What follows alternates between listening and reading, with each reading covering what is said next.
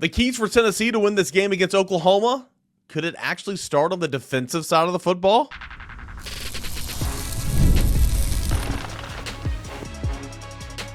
You are Locked On Vols, your daily podcast on the Tennessee Volunteers. Part of the Locked On Podcast Network, your team every day. What is up, everybody? Welcome into it, your Friday morning Locked On Vols. I am your host, Eric Kane. Really do appreciate you guys making time to make Locked On Vols your first listen, your first watch each and every single morning. We are a part of the Locked On Podcast Network, where it is your team every single day. And today's episode is brought to you in part by our friends over at Mazda.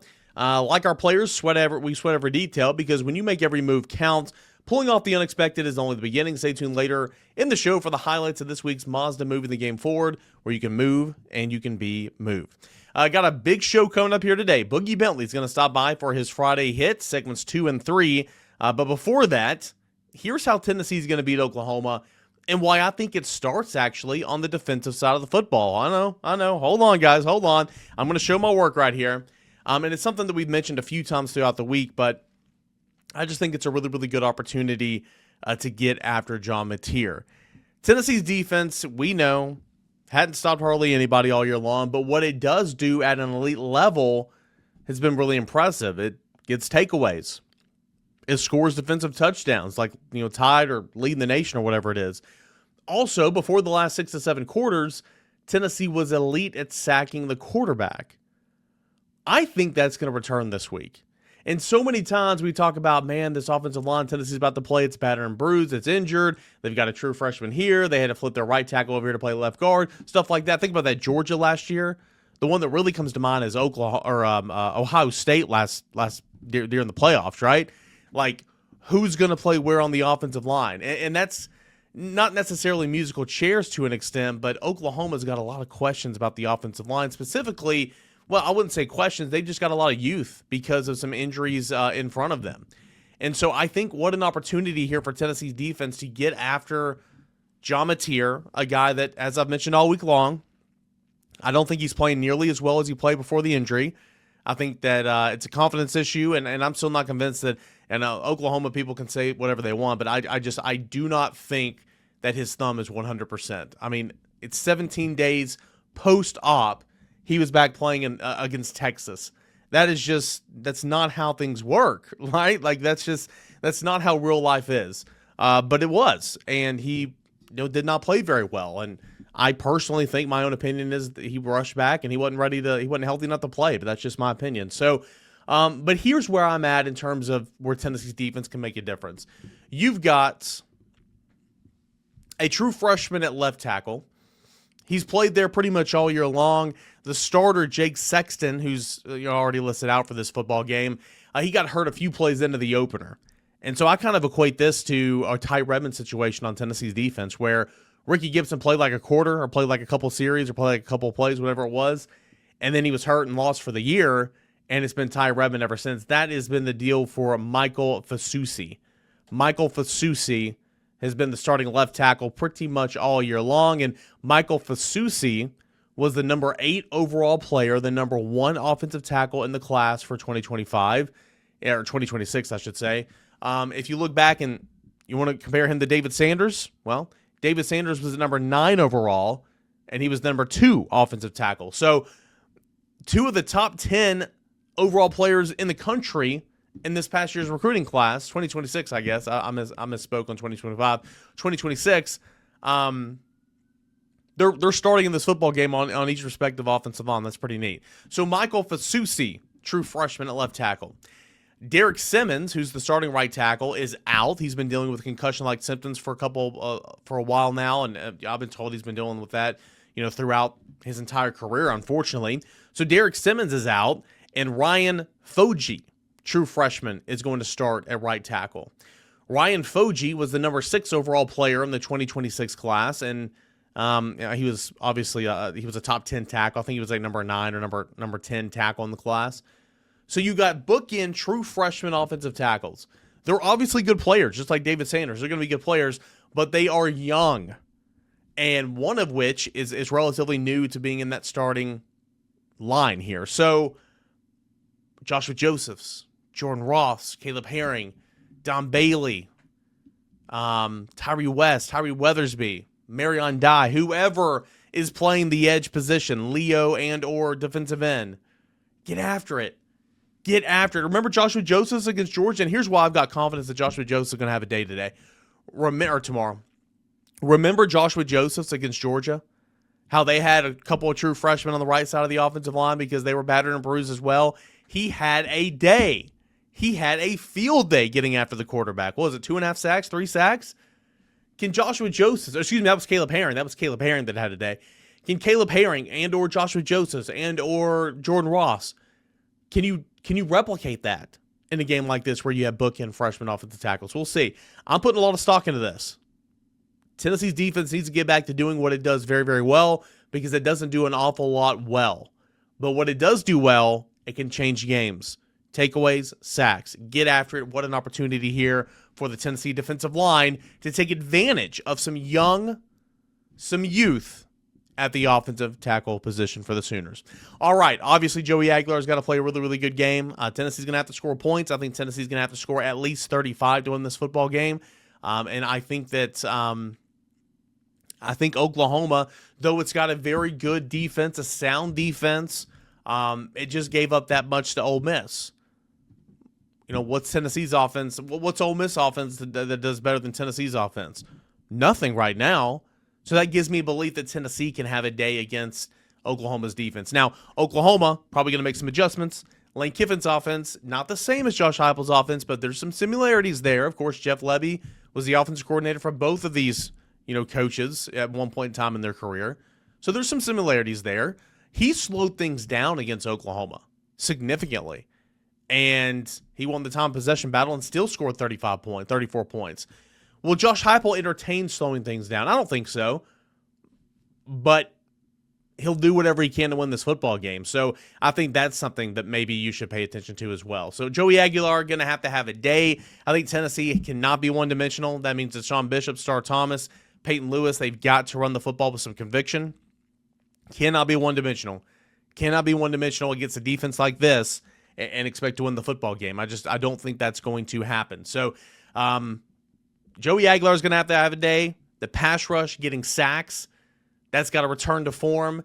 And then, of course, I think Tennessee can't be one-dimensional. And so Deshaun Bishop's going to have to run the football with some authority and kind of get back to what he looked like against Arkansas and against Alabama and do it at a high level. So that's what I think Tennessee's path to a win is. Obviously, get off the field on 3rd and long, tighten up in the red zone a little bit. When you get in there offensively in the red zone, where Oklahoma has held opponents to only 6 touchdowns and 16 trips to the red zone this year. It's a really good stat, 38%. Be diverse. Scheme some things up. Remember Jalen Hyatt against Alabama 2022? Like in the red zone when he came across behind the line of scrimmage, they kind of just tossed it to him like a little jet sweep deal, and he just raced to the front pylon. I mean, get creative. Do some of that. You're going to have to do some of that to score inside the red zone if you make multiple trips down there. So I'm excited. I think Not at Neyland is going to be a real deal. I think dark mode activation is going to be a real deal. I think that there's going to be some extra juice in the place for a team that is looking to keep its college football playoff hope alive. Obviously, if you lose it, you're done. If Oklahoma loses, it's done as well.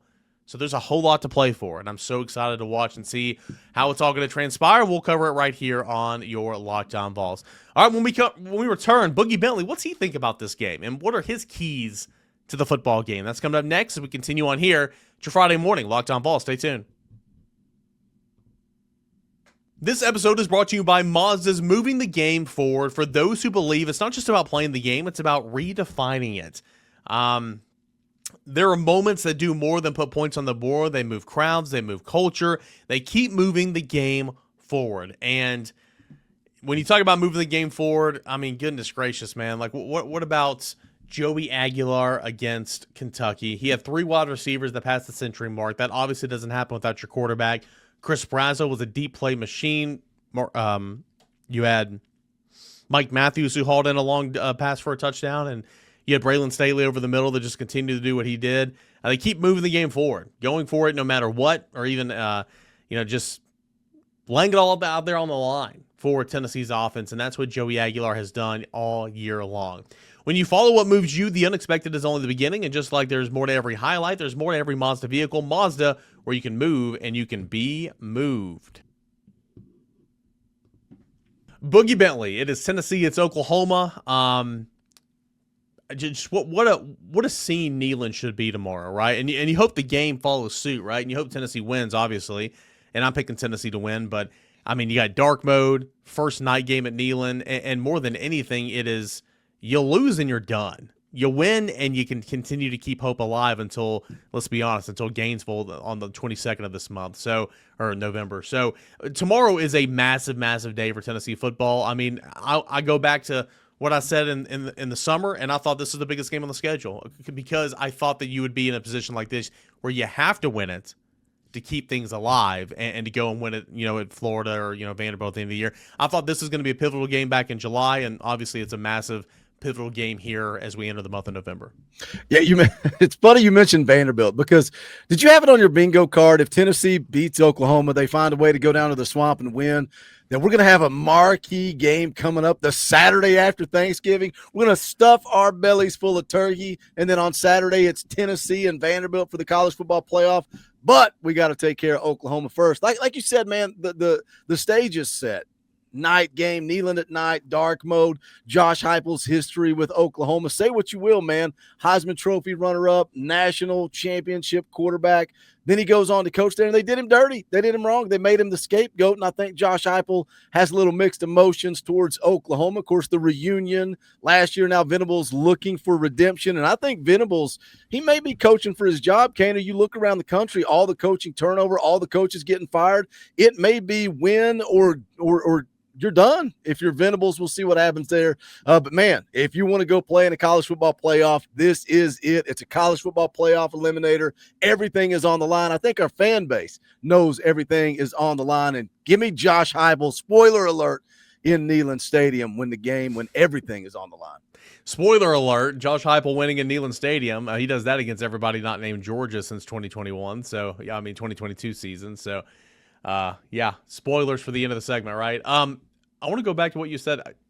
Did I hear you right? You think Venables, if you lose, he's done? Now, I understand leading up to this year's not been roses for him, but I mean, he's having a pretty sensational year, at least defensively. He's in position to make college football playoff, and gosh, if not for the injury to John Mateer, I wonder how good that offense could have been at this point in time. That's a big part of it. John Mateer, and again, we're burying the lead here. How good is Mateer? Is he healthy? He has been a different quarterback since the injury. Yep. But, Kaner, I'm doing a little predicting. I'm doing a little foreseeing the future here. Okay. You got on the road at Tennessee, on the road at Alabama, and you finish things up at Missouri, LSU. I don't know what LSU they're going to get. Train wreck, Brian Kelly fired. Did Brian Kelly deserve to be fired? Some people would say yes. Some people would say no. I know how you feel about Brian Kelly. Did he deserve to be fired? Did James Franklin deserve to be fired? You look around the country when you're losing to your rival 23-6. I don't know. And again, I'm going by what I hear from their fan base. I don't know that they're happy. How many games can Venables win moving forward? I think their path is a heck of a lot harder than Josh Heupel and Tennessee have in front of them after coming up Saturday and moving forward. No, I agree with that. I agree with that for sure, even though it's not easy for Tennessee, and Saturday is not going to be easy. But I mean, like, for you and me, man, I was talking to Grant about this yesterday. It's like, okay, and I was talking to Brent about this too. Like, for people like us, content creators, people who write for websites, and like our livelihood is Tennessee football. If you lose this game, I mean, everybody checks out. Nobody really cares for the rest of the way, right? If you win this game going to the bye, you still got momentum. You still got, the college football playoff selection shows start, or the weekly updates start on that Tuesday or whatever. Like, that's going to be another night, to put on the chalkboard of stuff you can like hit on throughout the week. And then New Mexico State, you're going to crush them. So, like, realistically, like I said earlier, like, you win this game, I mean, you're guaranteed to have great numbers until at least November 23rd, 24th. If you lose that game, whatever. But, like, if you lose this game, it's just like everybody checks out. So, like, this win guarantees people like us, like, business is booming for at least 3 more weeks. And of course, business booms when Tennessee wins. So I always want Tennessee to win. I never want Tennessee to lose. People who sit back and think, oh, well, the mods want Tennessee to lose, or this guy hates the Vols. Like Like, let's use our brains, everybody. What's good for business when Tennessee wins? How can I make the most money when Tennessee wins? It just always cracks me up. But, like, I say all that to say, this game is huge. Tennessee's college football playoffs hang on the line, but it's huge for so many different reasons, and selfishly, a lot of reasons I just pointed out for you and me. Yeah, it's just, man, we're in this. It's a good place to be, but it's this weird place with Tennessee football of trying to cross the line from being a good football team to an elite football team. And I say that all the time, and it seems pretty simple, but that's where we're at, and that's the hardest step to take, right, to get to that elite status. And look what Josh Heupel's done the last 3 years. 11 wins, 9 wins, 10 wins. Now you're trying to get those 10 wins again, get to that college football playoff.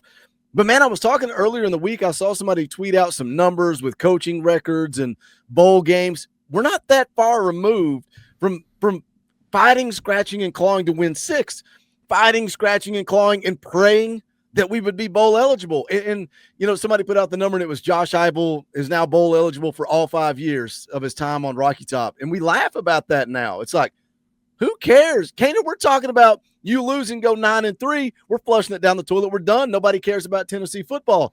We used to try to get to 6 wins, and I get it. Oh, okay, 5 straight years of being bowl eligible. Who cares? We've not done that since Philip Fulmer was here. We've not been bowl eligible in 5 straight years since like 2003 or something like that. It's crazy. It's a good place to be. We just got to take that next step to being elite. This is a bigger conversation and not necessarily fitting into the rundown for today, but like just bowl games in general. Have you read a bunch of the NEYLAND press corps stuff from Noah Taylor? No. Okay, well, you should. It's really, really good stuff. He does a phenomenal job, and I've been reading his stuff, since he started doing it, early summer, and I've got some books here on the bookshelf I was actually kind of looking through last night. Like, the act of getting to a bowl used to be such a big deal. Like, obviously back in the, early times, 30s, 40s, 50s, 60s, and even, up until the times you were talking about, just staying on the practice field, getting more practice together, going to Florida for a bowl game. No, nobody wants to go to Nashville or Memphis or whatever, or Charlotte. You want to go to Florida. That means something more. Like, the concept of bowl games used to be such a big deal, and it's unfortunate that just like the playoff just, nobody cares. You don't make the playoff, who cares? And like these bowl sites try to make it such a big deal, and they do a great job, but it's just kind of like, man, you're working an uphill battle here, because it's like, how can I pump up the Citrus Bowl when it means your team didn't make the field? You know what I'm saying? Like, it's a bigger discussion for college football right now. It's unfortunate because I think bowl games used to be so much fun, and now it's just kind of like, you went to a bowl game, you didn't make the CFP? Yeah, you suck. You know what I'm saying? Like, it's weird. Yeah, it just does not matter. Doesn't matter. And I even laugh because it's worth talking about. We're bringing up just because it shows you where we're at record-wise, right, since Josh Heupel has taken over. But I did hear Shane Beamer say something about, we reached our first goal. We got bowl eligible. And I'm like, really? Like, you even putting that on the whiteboard, get bowl eligible? Nobody cares. It doesn't matter. It's college football playoff or bust. You got to go take care of Oklahoma on Saturday night. Interesting matchup, Kaner. What some might say the best offense in the SEC versus the best defense in the SEC. People are going to say it's a shootout, but then you look on the other side and Tennessee's defense clearly struggling, but so is Oklahoma's offense. It's an intriguing matchup. It's not just the glamour and the sexy Neyland at night and dark mode. This is an interesting matchup when you're talking just college football in general. So given the matchup, given the stage, how does Tennessee win this football game? Boogie's going to tell us his thoughts on that when we return right here at your Locked On Talking Vols Friday morning. It's almost the weekend. Time to look back and crown this week's MVP on Who Delivered, powered by DoorDash. Just like you can win every Saturday with DoorDash Streaks, saving more every time you order, these players delivered when it mattered the most. Let's break it down. For the Tennessee Volunteers, Chris Brazzell delivered in a big way. He had that long touchdown reception on the opening drive. I thought kind of set the tone for the football game. JOEY Aguilar sat in the pocket, took a hit, delivered a nice ball to Chris Brazzell. He was leading the nation in a lot of receiving categories, still leading the SEC in most receiving categories. Had a couple off weeks, but he bounced back, and he got back in the end zone and impacted the game in a big way against the Wildcats. That was big, and of course, if you've been watching all season long, he's one of the best wide receivers in the country, so certainly it is not a fluke. Chris Brazzell has been on a streak this season. And just like Chris Brazzell delivers for the Tennessee Volunteers, DoorDash delivers for your Saturdays. With DoorDash Streaks, you save every Saturday you order, stack it up all season long, and save up to $250, including $100 in DoorDash credits. You can order this Saturday, keep the streak alive, fuel your game day, only with DoorDash. Terms apply. Promo period ends November the 18th. The NBA is back, and there's no better place to get in on the action than over at FanDuel Sportsbook, the official sports betting partner of the NBA. Even when you miss the start of the game or you want to ride the hot hand, FanDuel has live bets on everything from who will score next to fourth quarter comebacks. Plus, you can even combine your live bets into same-game parlays for a shot at a bigger payout. It keeps every game exciting, especially when your team's making that late push. Right now, FanDuel is giving new customers $300 in bonus bets when your first $5 bet wins. So head on over to FanDuel.com to sign up and play the game with FanDuel, the official sports betting partner of the NBA. And FanDuel, it's where you can make every moment more. All right, Boogie, so I kind of painted my path to victory in segment number 1, and this is low-hanging fruit, obviously. Joey's got to play well. Tennessee can't be one-dimensional, yada, yada, yada. But, I'm going to go defensively. And so many times we enter a matchup, we say, oh, that offensive line's struggling. Oh, that offensive line's got this guy hurt. Tennessee can feast. Going to the Georgia game last year, Ohio State in the playoff. I mean, Alabama, or not Alabama, it was Georgia this past year. Yeah, I mean, Tennessee actually had a pretty good game in that regard. But still, I look at Oklahoma, and I see 2 true freshmen starting at left tackle and right tackle. The left tackle, number 10, number 8 overall player in the cycle. The right tackle is top 10 offensive tackle in the cycle. Both good players, and the left tackle is pretty much. I equate the left tackle to the Ricky Gibson or a Ty Redmond situation. Ricky plays a couple snaps, he's out for the year. Redmond's in there, he hadn't left. That's how the left tackle's been. The right tackle's been in and out a little bit, because the starters have been dealing with some concussions. So anyway, 2 freshmen at tackles. Boy, if I am Josephs, Ross, Weatherby, West, Bailey, Herring, get after it, man. What an opportunity to change the game. And I know it's not as simple as that, but to youth, a couple of transfer. That offensive line is very, very kind of different. They're not horrible, obviously. They haven't given up so many sacks. They're about middle of the road in the SEC. The offense is not popping. They actually run the football well the last 2 games, which is funny. But I look at this what do you do at an elite level defensively? Takeaways, I'm expecting that as always. Sacks, they've not been there here lately. Get back to sacking the quarterback, and I think they can do that and change the game in this one. What do you think? Looks like you're reading directly out of my notes for the path to victory. This defense is going to have some opportunities in front of them. We got to be careful here, Kaner. We got to be careful because I can easily sit here and go, you don't want a true freshman starting at tackle in the SEC. Meanwhile, David Sanders playing some pretty dang good football right now, starting at offensive tackle in the SEC. Their left tackle, I looked up the rankings. Their left tackle was number 8 overall in the cycle, number 1 offensive tackle. David Sanders was number 9 overall in the cycle, number 2 offensive tackle. So they're going to have the 2 best offensive tackles starting on each offensive line in this football game. I like Tennessee's defensive line, and if we're talking about a strength of the defensive line, it's that edge position. It's that strong side defensive end. I laughed talking about it on our show Wednesday night. I said, you got a freshman tackle trying to block Don Bailey, who's 42 years old, right? He's looking for a retirement plan. The guy's been around at Tennessee longer than I can remember, and you can rattle them out. You just did it, man. Don Bailey, Tyree West, Tyree Weathersby, Josh Josephs, Caleb Herring, Jordan Ross, man. I look for those guys to eat. I look for those guys to have a field day getting after the quarterback, getting the news that Colton Hood is going to be good to go. Huge, absolutely huge for this defense. And Oklahoma's given up sacks, but again, we got to be careful here. What did I do? This is the same game plan. You did it. I did it. We both did it. We laid it out for Alabama. They've not been very good protecting the quarterback. Tennessee struggled to get to Ty Simpson. And then last week, we laugh at Cutter Boley. We talk about Cutter Boley. The guy's throwing 4 interceptions all year long. What did he do? He threw 5 touchdowns again. He threw more touchdowns against Tennessee, Kaner, than he had the whole season leading up to that game. Tennessee's defense has a way about them. They find a way to make guys look like Heisman Trophy quarterbacks, but they also find a way to make plays when they need to make plays. And that is the whole key. Can they make enough plays? If this thing's a shootout, you're going to need a stop at some point. Is it a turnover? Is it a 3 and out? This defense has been able to do that at times. And when they do, this offense has to play complementary football and go put points on the scoreboard. I think it's going to be a high-scoring game Saturday night at NEYLAND Stadium. So how much of that Battered Vol Syndrome are you dealing with this week with the whole, Mateer's not looked like himself. Mateer's not played well since coming back from injury. But then you see what this Tennessee defense allowed for Cutter Boley to do.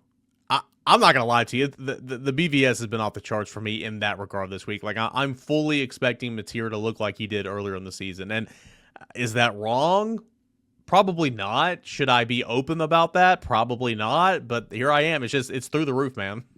We're 8 games into it, right? Like, and I'm not saying you can't make improvements, you can't grow 8 weeks into the season, but you pretty much are who you are at this point. Yep. This defense is going to force turnovers. This defense is going to make plays, and this defense is going to give up explosives. This defense is going to give up 95-yard drives. They are who they are. But my confidence lies in Joey Aguilar. My confidence lies in Mike Matthews and Braylon Staley and Chris Brazzell being able to make plays. Like, I think Tennessee can't outscore anybody left on their schedule. I truly believe that. But the defense, again, is going to have to make a play, 2 plays, 3 plays. They're going to have to get off the field. Eventually, you are going to have to make a play on defense. Can they do it? I think so. I'm with you, man. My battered Vol syndrome's all over the place with John Mateer. You just look at what he's done since the injury. 3 interceptions against Texas, only threw for 150 yards against South Carolina, 45.1 QBR against Ole Miss. He's ran the football 35 times for 36 yards since the injury. He is not the same quarterback. Now, Battered Vol Syndrome says he'll throw for 400 yards, and Joey Aguilar is going to have to throw for 500 on Saturday night. But just go get the win. That is all that matters. Yeah, earlier in the season, because I'm an old defensive player, okay, so I take pride in, like, if you hold, I was always taught when I played, and let me Uncle Rico this back in the day, like, if you hold an opponent to under 17, like, that's a hell of a day. So, like, I might not see it, like, 17 is too much. No, if you hold, this day and age, you hold somebody under 20 points, it's a pretty good day. And so, like, early on in the season, based off what they did last year, I'm like, oh, Syracuse scored 26 against them. But, Tennessee forced a couple takeaways, scored defensively, had some sacks. Like, there's some good and some bad. I can live with this. And then I see ETSU. I'm like, okay, well, whatever. And then I see UAV. It's like, they put up 26 against Tennessee. But, like, they had all the backups in there. But I still didn't like it stats-wise. I'm to the point now to where I'm just like, they're going to score a ton of points. They're going to give up a lot of yards. They're going to give up 3rd and 7s and more. Can you make stops? Can you make a stop or two when you need it? Can you force a takeaway, hand the football back to the offense? Like, can you make a game-changing play at some point? That's kind of where I'm at. That's kind of where I'm at. And saying all this, like, and feeling like, oh well, Boogie and CAIN they're sad this morning. Like, they're not jacked up or anything. I say all this to say, I expect Tennessee to win this game. I do. I thought Tennessee was going to win this game all week long. Again, because I'm buying into the Neyland hype. I'm buying into Aguilar in front of this crowd. I'm buying into the chess match pieces between Venables, HEUPEL, Halsey, Seth Luttrell, Landry Jones. I mean, these guys, I think Brent said earlier this week, this is like a Kirby Saban type matchup. Everybody's played with everybody, coached with everybody. Like, I'm buying stock into Neyland, into HEUPEL being able to scheme this up. HEUPEL was in no mood to joke around on Monday morning. Like, somebody cracked a joke with him walking in the media room, and he was just like, not the time. I mean, he didn't say not the time, but, like, you just, like, his face. Like, he was full send, ready to roll Monday morning for Oklahoma week. So, having said all that about the defense, Boogie, long story short, I think Tennessee's going to win. I think Tennessee's going to win. Ole Miss slowed things down, put up 34, 35 against them last week. Give me Tennessee to score about 35. Give me Oklahoma 28-31. Give me Oklahoma 20. Give me Tennessee 35, Oklahoma 28. First time Tennessee keeps an opponent in the conference play. Technically, they did that to Alabama. The offense allowed 9 points, but keeps an opponent to under 30 points in SEC play. Give me Tennessee 35, Oklahoma 28, and I think it's going to be an amazing football night at Neyland. I love the optimism. I love the optimism that this is the week. This is the week that the defense finally and I've heard it. I've heard it from my guys over at Talking Balls Wednesday night. They all kind of went the same prediction. I asked Dauber, one of our co-hosts, I said, this thing's going to be a shootout. What do you want? At the end of the game, it's a 1-score game. You want our defense out there? Or do you want Joey Aguilar with the football and he needs to score? He didn't even answer the question. He just laughed at me. He refused to answer the question. Then he goes through his prediction and says Tennessee's going to hold him to 21. And I'm like, hold on a second. 21? No, no, no, no, no. We are who we are at this point. They're going to score a lot of points. I've got Oklahoma scoring 38 points. I say 38 points. You're probably going, oh, man, Tennessee loses this one, and it's a heartbreaker. No, Tennessee's going to score 42 points. I trust Joey Aguilar. I trust Chris Brazzell, Mike Matthews, and Braylon Staley. I don't have to rattle the stats off because y'all have seen all the graphics, what Joey Aguilar not only is doing, but he's doing in conference play, right? And that was the big negative against Nico. It's like, oh, it's cool to go out and throw for 300 yards in the first half against Chattanooga. What did you do against Georgia? What did you do against Alabama? And Joey Aguilar shows up, man. He competes when it's on the line, when it's SEC players, when he seems to come out and ball out. And I expect, you mentioned Josh Heupel, you mentioned Luttrell. I don't know, maybe y'all are talking about it more than we are. I don't think we've talked enough about Luttrell coming into this game. We've talked about him this year. Yeah, look at that, man. That's in conference games. First in passing yards, passer rating, yards per play, 20, 30, 40-yard passes. Come on, man. Joey Aguilar is him, but it's not just Joey. It's these wide receivers too, right? It's oh, you want to double Brazzell? That's fine. Braylon's going to go out and have a day. Mike will go out and have a day. All three guys over 100 yards a week ago. We got weapons. I love seeing Ethan Davis. Yeah. Get a little involved last week. I hope we see more of that. I think he's more dynamic. I'm not disrespecting Miles Kitselman. I love that guy, but I think Ethan Davis has the ability to be more dynamic in the pass game. I just think Tennessee's going to score points, and I think Josh Heupel's got that chip on his shoulder. I think he's got some mixed emotions towards Oklahoma, and I think we're going to see it, man. And Neyland is going to be electric. We may not be as fired up as you want us to be on this Friday morning. Neyland is going to be lit on Saturday night. Little extra sauce, little extra booze, little extra time to get lubed up and ready to go for Saturday night. Bring it, man. If you're going to be in NEYLAND Stadium, bring it, and bring it for 60 freaking minutes. Make a difference in NEYLAND Stadium on Saturday night. Hey, I think we finished strong here. All right, I think we brought it here in the last, I think, 3-4 minutes. So anybody has anything wrong to say, bad about at least we finished the way you want to finish. About right? us? So. They say something bad about me every week in your comment section.